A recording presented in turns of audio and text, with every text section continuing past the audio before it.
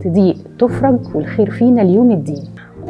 وعلى فكرة برضو يعني الإطعام ده أنا وأختي مشاركين فيه.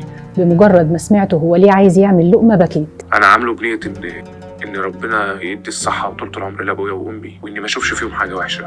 أهم حاجة عندي أبويا وأمي، يا ربنا يديهم الصحة وطولة العمر وإن أشوفهم كويسين على طول. وأبقى شاكر ليك لو حضرتك قدرت تصوري فيديو، يعني لأن طبعا برضو بوريها لوالدي ووالدتي بيبقوا مبسوطين. يعني أنت أكيد فاهمة النقطة دي. شفتوا الحنية؟ شفتوا النور والحب في النية؟ يا رب ما تشوف فيهم حاجة وحشة ويخليهم لك يا أحمد أنت وأختك. وقال لي نية تانية وطلب إن هي تبقى سر بينا. عن حتة حاجة أنا بقولها لك أنت بس حضرتك يعني. فقلت يا رب يا صاحب كل سر بلغوا مناه. وعملنا 40 وجبة رز بسمتي وفراخ مشوية، وكمان كان معاهم مخلل وثمرتين فاكهة موز وبرتقال. يارا بقى بنوتة بعقل حكيم، نفسها في زوج طيب وكريم وذرية حلوة. يا رب يا يارا انتي وكل البنات اللي شايفيننا يرزقكم بزوج كريم. عملنا 20 وجبة رز بسمتي وفراخ مشوية ومخلل. منى بقى بعتت لي 5 فرخات، فعملناهم وجبات عائلية مع رز وبطاطس ومخلل، والتوزيع كان في الهرم.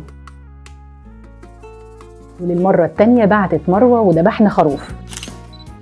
والجميل بقى إنها مش عايزة حاجة، هي عايزة حب ربنا وبتطعم في حب ربنا.